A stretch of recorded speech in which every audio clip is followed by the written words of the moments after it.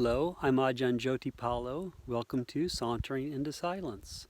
This is a YouTube channel that I'm developing to talk about two meditation subjects, using creativity as a meditation and getting outdoors into nature, hiking, and what I'm calling sauntering. So this afternoon, Ajahn Sona, who's the abbot here at Birken Buddhist Monastery, has agreed to sit down with me and have a discussion about using both of these as meditation topics. And so, welcome to Sauntering into Silence. So that's Ajahn Sona's cabin behind me, getting ready to go out to interview him. What a lovely day.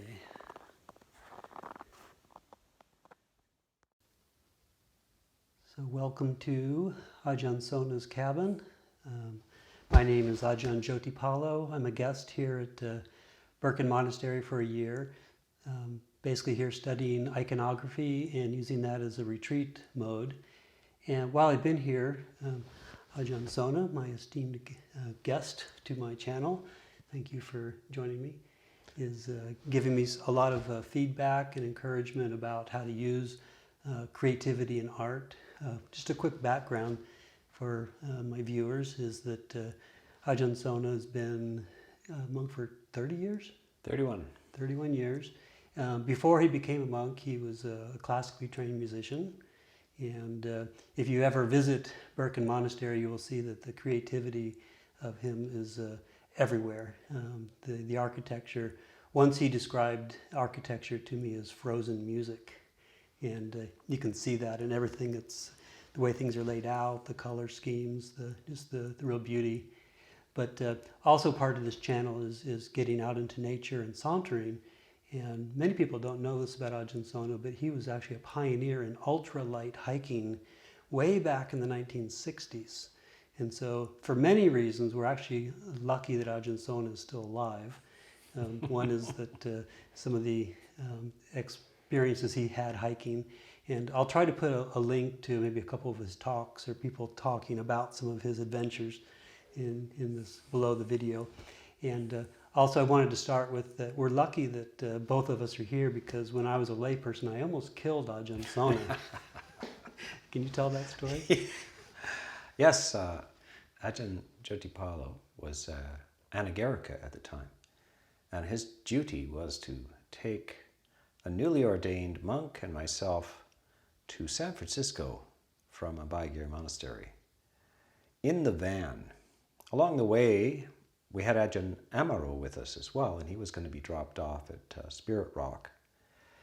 We noticed the shimmering and shaking in one of the tires, but we persisted anyway, persisted through it, oblivious to it, ignoring it, finally checking it out, scratching our heads because none of us are mechanics, and various explanations, none of which were accurate. But we did manage to drop off Ajahn Amaro first. That's his karma. He had safety karma. Well, we got to the Golden Gate Bridge, the tunnel that goes through the Golden Gate Bridge.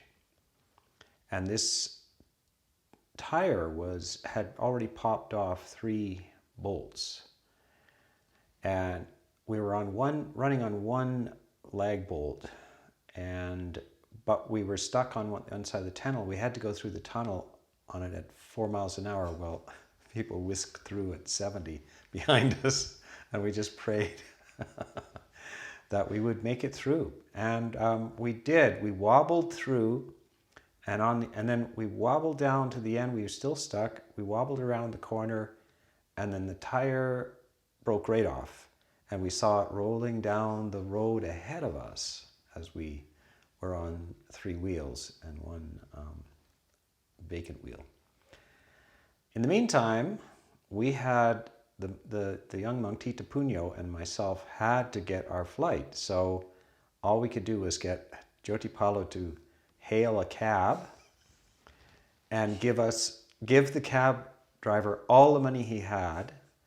And we whisked off, and he was left penniless on the side of the road with a 3-wheeled van. That was the last I'd seen of him. Here we are, more than 20 years later,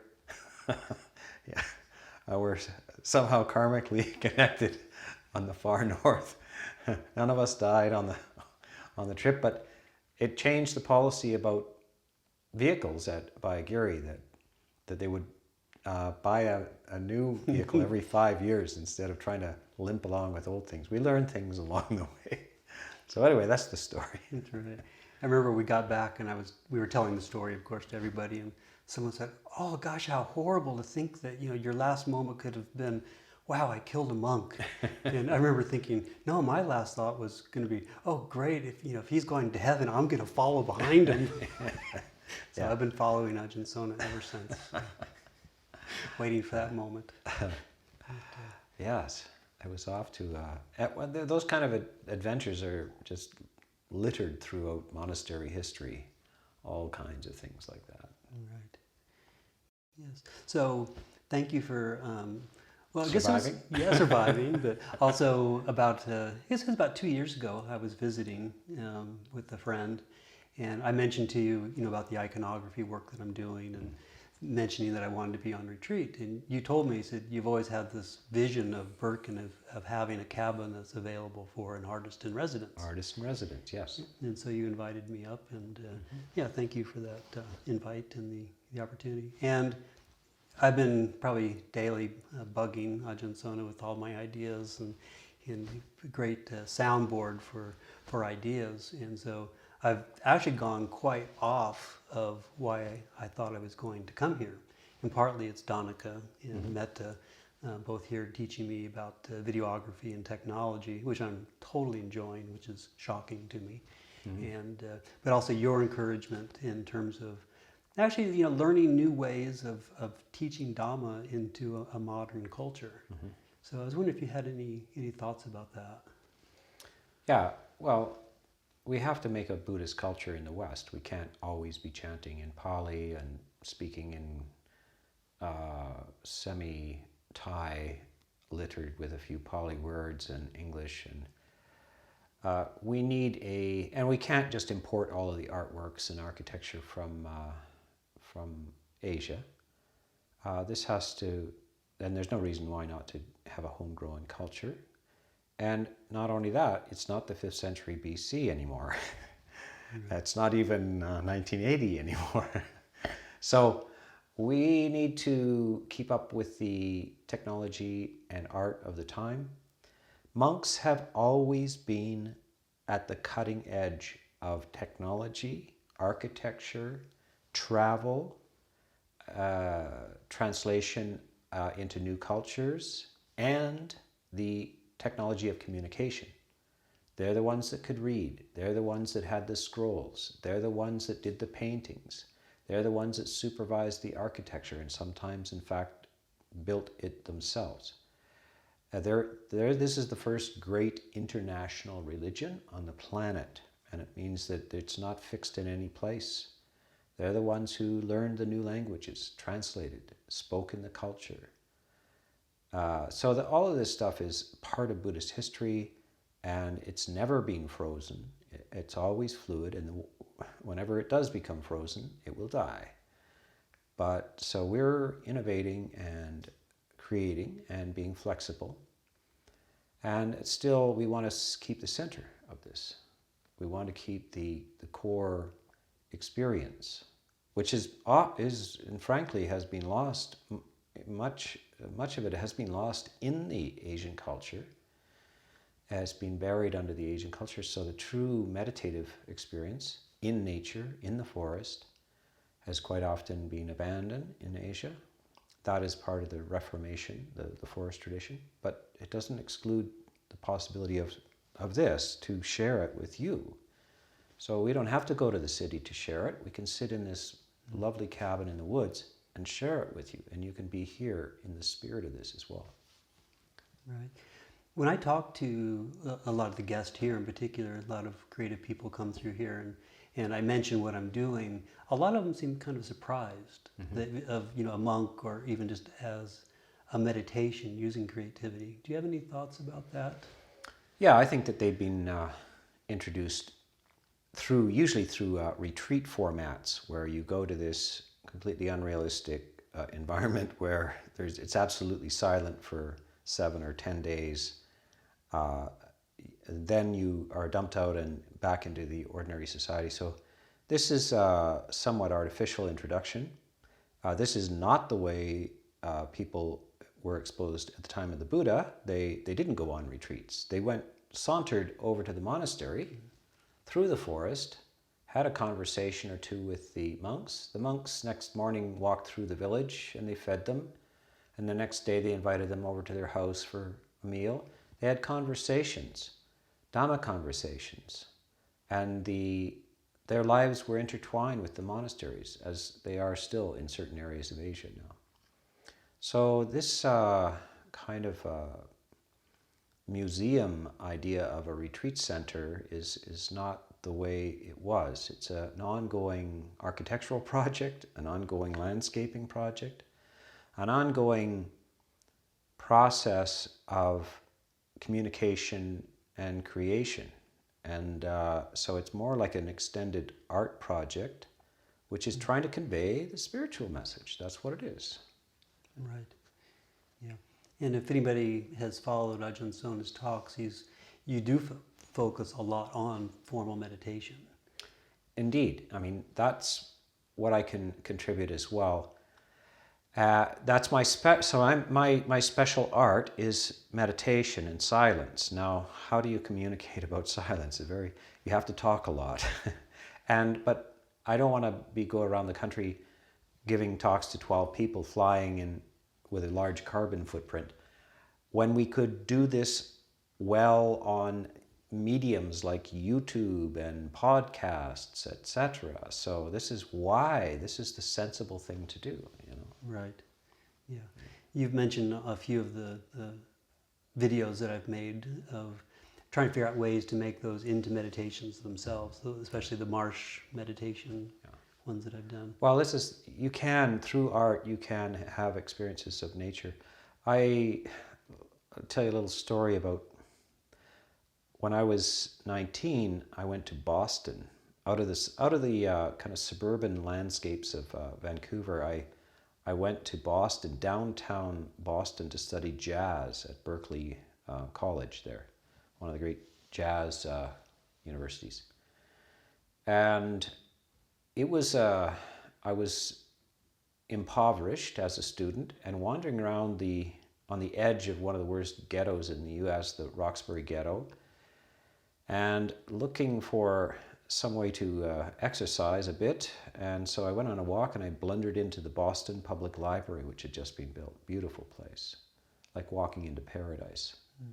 And I went to the shelves and I found a book. It seemed to jump into my hand, and it was The Man Who Walked Through Time by Colin Fletcher.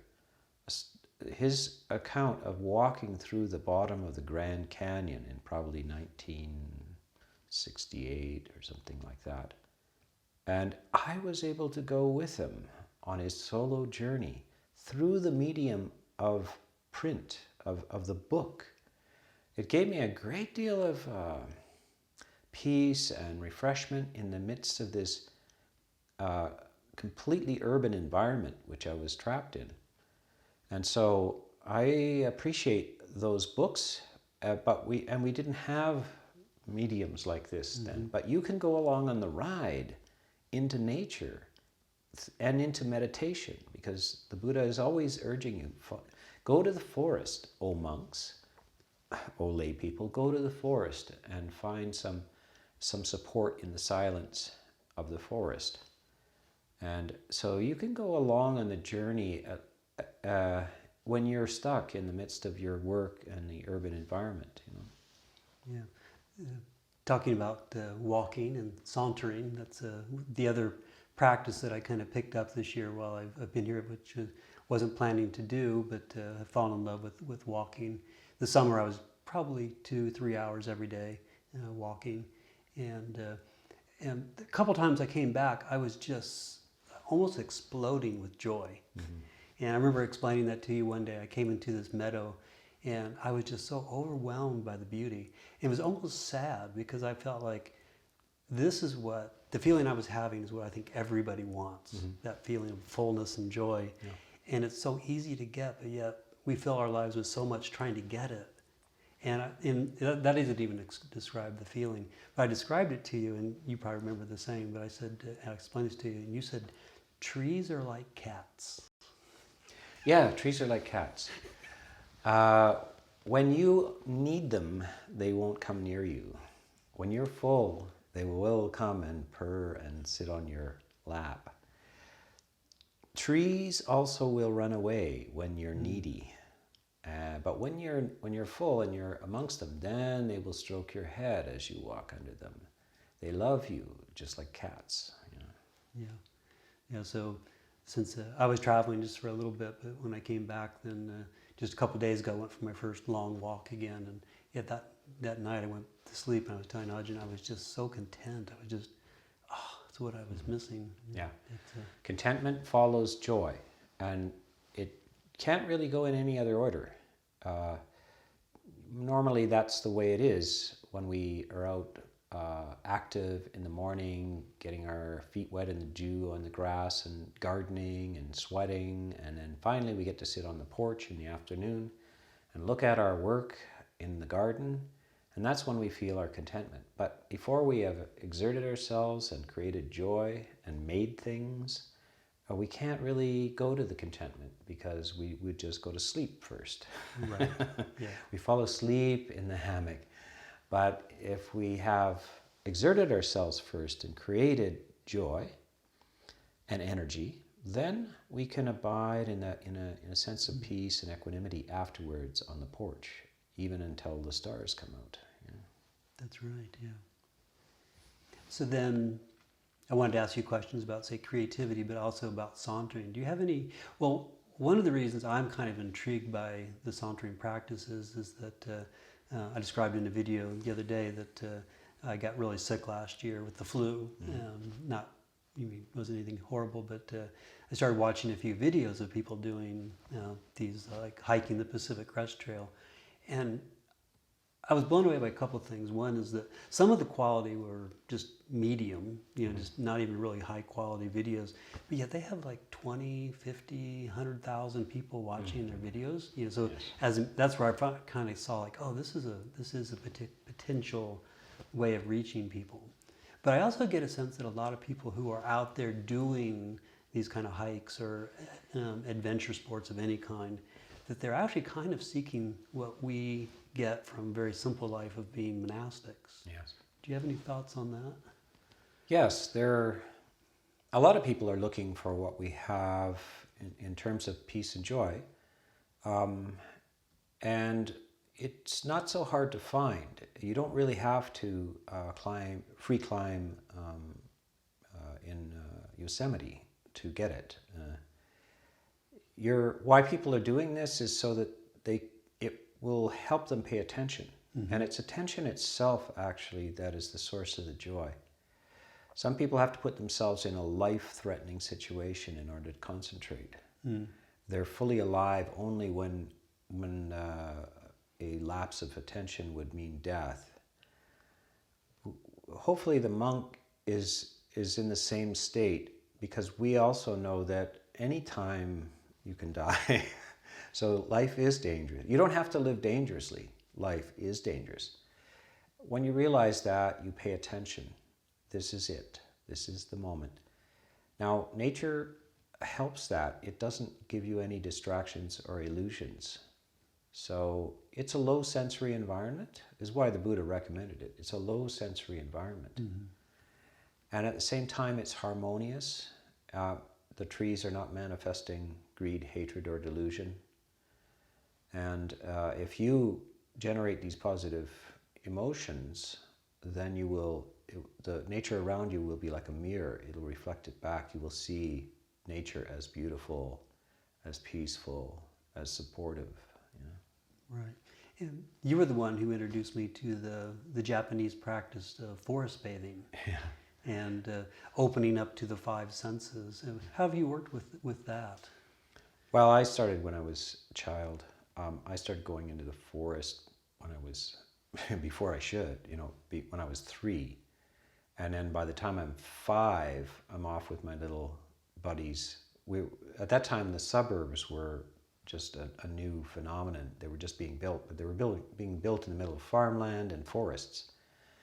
And in those days, children were not, there were no helicopter parents. Children roamed in the forest. I don't know how I managed to not be eaten alive by a cougar or a bear. We roamed without supervision at 5 years old, way a mile into the bush. Yeah. Take all kinds of risks and just experiencing it. And that was such a solace to me. The day I was supposed to go to school was a very sad day. It meant that I could not play from sun up to sundown all day long in the forest as I wished. And I've always, as soon as we got home from school at 3 o'clock, we put on our gumboots and we went to the forest. Yeah. And so it's just in my blood, you know. This is the great forests of Canada, the last great forests on the west coast of Canada, the last settlements of Europeans, you know. So I was lucky enough to be in it. I'm still in it. We had 10,000 square miles here. There's hardly a soul in it. It's forest, as you can witness. Right. Yeah. So I grew up in a very similar, it wasn't until I was about 12 that we actually moved out into the country. But it was, like every spare minute that I didn't have to be inside. I was out wandering. And my brother was really into cycling, and he was in a bicycling accident. And we got a phone call from somebody. I think he was like 75 miles away from our house. And my parents were like, "Okay, we'll come pick him up." It's just like, no big deal. It was just like, so yeah, we were given that freedom when I was growing up. I'm about the same age as you, so we have similar culture. But nowadays, I'm worried about the kids that are just. Oh yeah, well, you'll see a lot of articles about this. I'm a little out of touch with this, but I realized that it was probably they were risking us in some way, but they didn't. That was the cultural standard at the time. You just didn't worry too much about your kids roaming around. But yeah, the forest is something you get to know intimately, and as a child and as a teenager again, and then again in my 20s, and then finally in my 30s, I say I went on a camping trip when I was about 29 and I never came back. And I'm 65 now, so. So in closing, can you tell any of your favorite stories from your camping? I have a lot. Whet their appetite so they can check out. Yeah, well, I'll tell you about my first winter camping trip. Not my first. I grew up, part of my childhood was my parents had a ski resort. It was a ski resort in the winter and a ranch in the summer. So I ended up all summer with horses and so forth and wandering the forest, and all winter skiing. And so winter and skiing and 20 below and 30 below I was at ease with that. And it'd been a while. I moved to Toronto as a musician, a classical musician. I'm at the University of Toronto.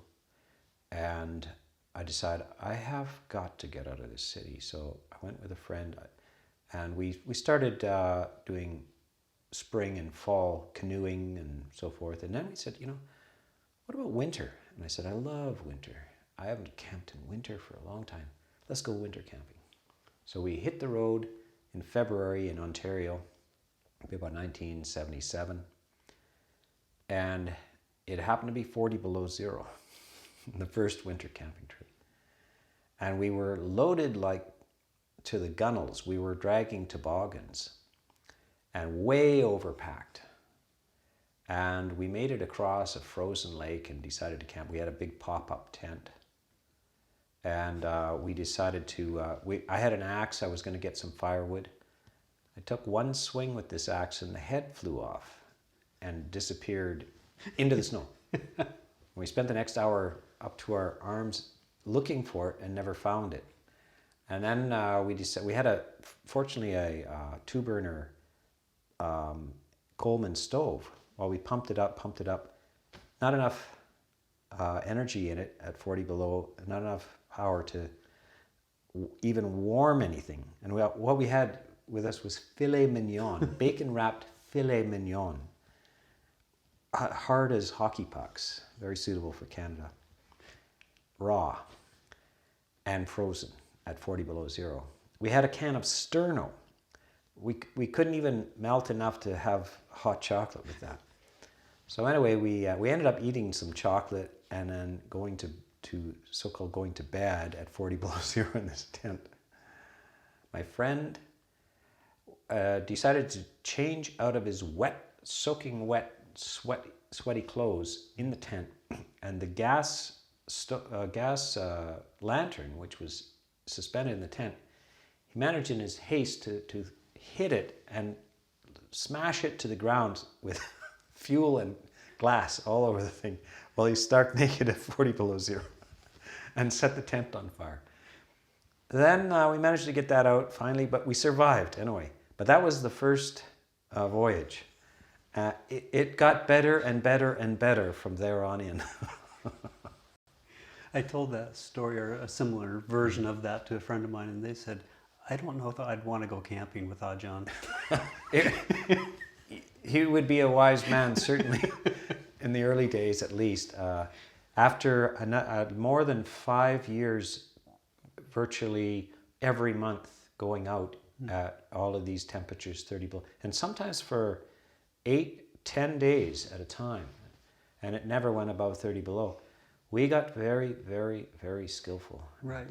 Well, you were telling me that you were doing a lot of research about, how people did it. And earlier this summer, you told me about the man who was like ultralight canoeing from New York, like in 1990s. Yeah, it was in the 1800s, actually. Nesmuk. I ended up doing like historical research, like who was the first sort of modern Western camper? You can't. The Indian culture is a different thing, and we learned a lot from the Indian culture and the Eskimo culture. But I came across this character named Nesmuk. He gave himself an Indian name, and he was in Maine and New Hampshire and so forth in the 1800s. And he wrote a book about camping. It was called Woodcraft. And he had a canoe that weighed 14 pounds, and his pack weighed 14 pounds. And he would go on, month-long excursions. And so he had a super lightweight pack and canoe in the earliest days. And so this is what we learned, is how to be, not to go burdened like a mule into the woods, Right. It's funny. So we're going ultralight now, and we're trying to get down to that same weight. Yeah.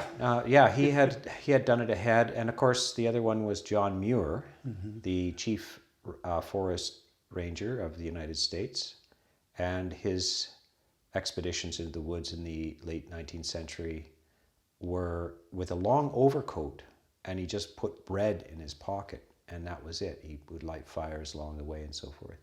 And that was super light. And that influenced us, and we attempted, in fact, once the first time was to go, and we bought cheap plastic raincoats, the ones that you can fold up into a little bag, and just what we could carry in our pockets. We went out in the fall, and it snowed 4 inches on us. We were lying out, no tent or anything. Yeah. We woke up with snow 4 inches deep on us. The fellow that was with me, his feet were frozen. So we had to walk about 20 miles to get his feet thawed out. So we knew we had gone too far in the lightweight direction, but this is like the middle path in Buddhism. You gotta try both ways. The Buddha also had almost starved himself to death, and he had been a king before, or a prince before. So it's finding the middle path. What is sufficient, and what is elegant, and what is enough, and what is not enough. Right. Okay. Well, I don't want to keep you. I could talk to you all afternoon, but I totally appreciate your taking the time and sharing your wisdom and encouragement. So, thank you, Ajahn. Great. And I wish you well on in this channel, and I hope everybody follows this, because it's going to unfold. Jyoti is very creative, and my job in life is to spot talent, see.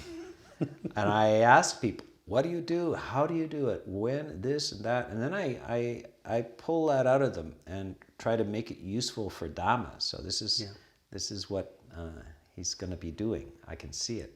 Yeah, like great ideas. Like one of my plans is in 2021 I want to hike a significant section of the Pacific Crest Trail with a Catholic monk, and so I've already been writing some of these little skits, and so I had this idea of a fun skit would be that my hiking partner and I would get to a clearing, we'd set our backpacks down, and my friend would say, "Oh, I got to go use the bathroom. Just excuse me for a second."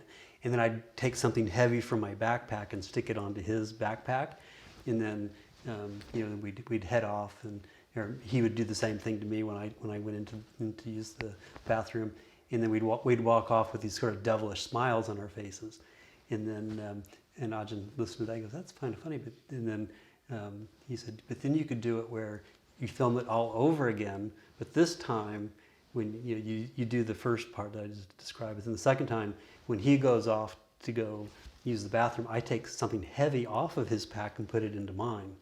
And so like that's the dharmic way of doing it, being generous. I was like, this is great. So it's wonderful being around creative minds, because it's like you might have a good idea, but somebody else can help you to perfect it and make it better. So. Yes, sharing burdens. Okay, thank you, Ajahn.